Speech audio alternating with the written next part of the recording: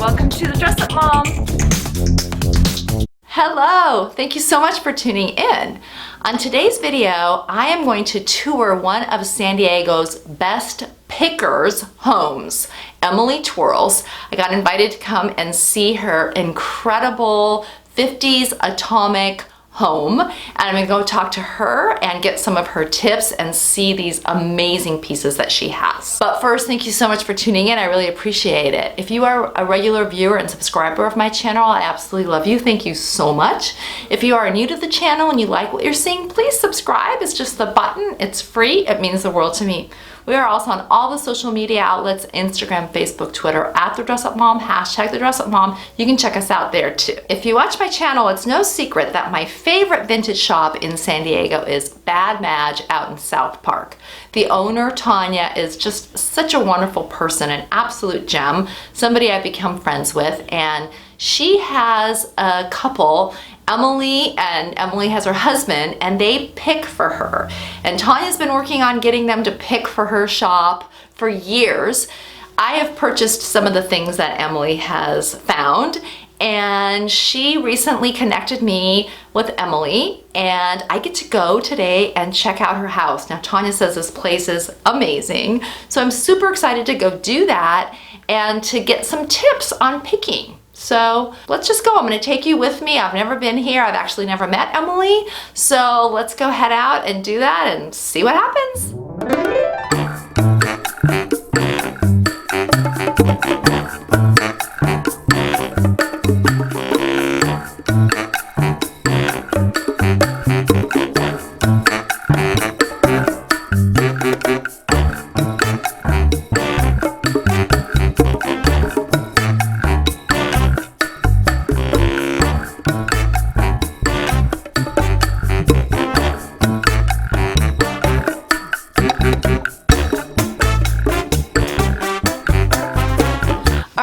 I am here with Emily Twirls in her amazing house. I mean, I am so honored to get to come in here and see this. It is literally like going back into the 50s, but like not in the coolest way possible. I don't think anybody could have a house this cool in the 50s, honestly. It is so wonderful in here. So we'll give you a little bit of a tour. I'm gonna ask Emily to show us some of her favorite pieces.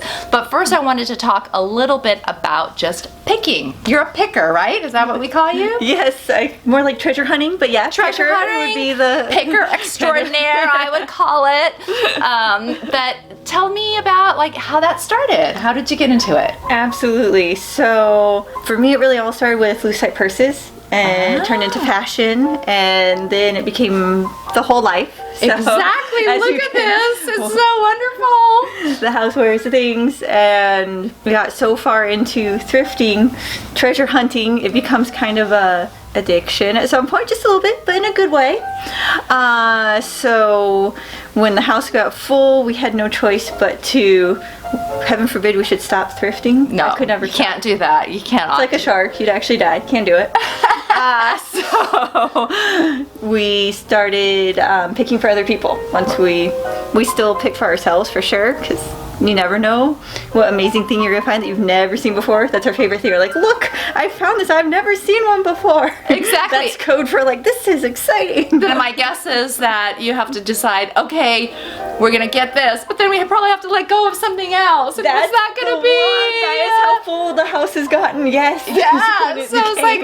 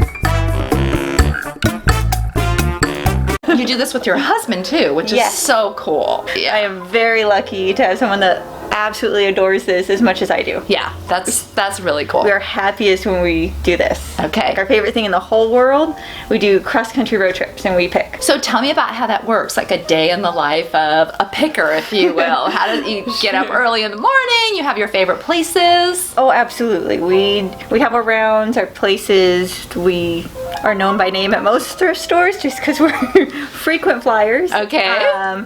But definitely I see it as like a numbers game. I like to equate it to like playing a slot machine a little bit. So you have to keep going and eventually that store is going to pay out. So Okay. I'll go to a shop and I'll be like, why do I keep driving all the way out to this one that's on the outskirts when I haven't found anything in 2 months? I'm like, nope, I'm going because it's ripe. I haven't found anything in 2 months. I'm going to find something amazing. And that usually is how it works. How it happens. We go to anywhere from 11 to 28 thrift stores in a day. Wow! In a day!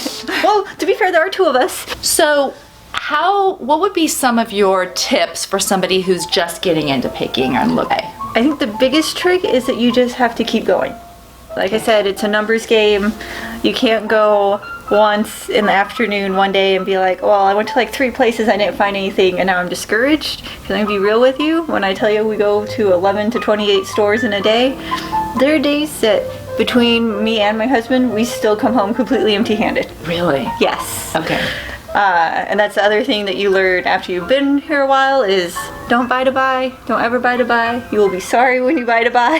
That's exactly how I am with clothes. Like if you're going and you have a wedding, never go by looking for a wedding outfit, right? You should No. have that because you have found something perfect like a year ago that's been waiting in your closet, right? Exactly. So same thing. Do you have like a list though of things that are like your wish list of stuff you look for? Well, we definitely have wish lists, and I would say that flea markets are probably better targets for wish list items. Mm-hmm. Just from experience. I mean, Okay. it can be hit or miss. We got some of that amazing Brasilia at a thrift store. It happens. Okay. It does. But we find that the really special pieces we do tend to find flea market. It's usually still dark out. That's the hint for that one. Early, right? Yeah, the early worm, right? So on my wish list, I have the Starburst Starburst clocks. Yeah. So what would you suggest I do to find one of those? Unless, wink, wink, you guys find one and I get to buy it at Bad Madge before it goes up and somebody steals it. We might be able to get you a Bad Madge hookup. Fair enough. There you go. But like, let's say I wanted to go try to find one. Well, I just go and spock around and. You know, honestly, the only time I've ever found a Starburst clock at a thrift store was in the middle of nowhere. We were in like the outskirts of Kansas somewhere. What is like the number one thing on your wish list right now? It's so hard because I try and tell myself I don't need anything, but we all know. We've been looking for a Haywood Wakefield record cabinet. So when you look around, we actually don't have that much Haywood Wakefield furniture left. I Okay. have my Whalebone dining table that I am in love with and will never go anywhere. I love my formal dining room. Okay. But we used to have almost exclusively Haywood Wakefield, and that's like one of the only pieces we've never come across yet.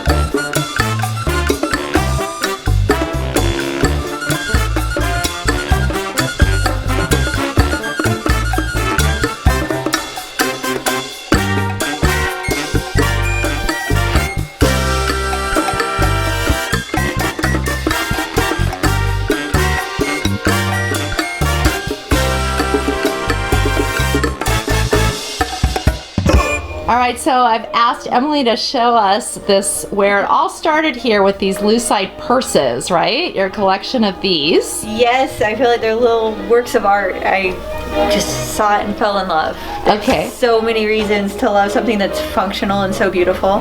This is probably my favorite one because it really is bubblegum pink. And of course, it was a gift from my amazing husband. The best ones always are. That's gorgeous. So tell me about these purses. You think they're like from the 60s or? They're from the 50s mostly. It's an early plastic, lucite, so it was kind of before they were great at making plastic. So the reason why they're so hard to find is they actually melt if they get too hot. Wow. So they'll like turn back into formaldehyde. You know, that high school biology class, if you ever pick up a purse like this and it smells like that, wash your hands and never touch it again. It's a disease and it's actually communicable. So if you put a diseased purse in with your jewels, they'll all get sick. It's terrifying. I asked Emily to give us her 2 or 3 favorite pieces in the house, which is very hard to narrow down, but what's next? The world here, for sure.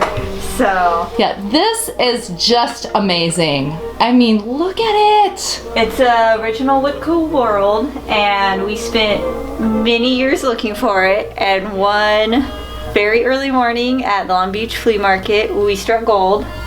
And we joke, my husband and I, that we're going to put in our will that it's just to stay in the family forever. Yes. We really did spend that long looking for it. So it was something on your list. Yes.